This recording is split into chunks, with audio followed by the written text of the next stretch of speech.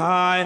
আমি বঙ্গবন্ধুর কবরের পাশে দাঁড়িয়েছি, জিয়াউর রহমানের কবরের পাশে দাঁড়িয়েছি, এরশাদের কবরের পাশে দাঁড়িয়েছি, বর্তমান রাষ্ট্রপতির বাপমা ভাইয়ের কবরের পাশে দাঁড়িয়েছি, স্যার সিনার পীর সাহেবের কবরের পাশে জানিয়েছি। দেশে হাজার নয় লক্ষ লক্ষ কবরস্থানের সামনে দাঁড়িয়েছি। আমি দাঁড়িয়েছি আকিজ সাহেবের কবরের পাশে, মমিনুদ্দিন ভাইয়ের কবরের পাশে আমি দাঁড়িয়েছি।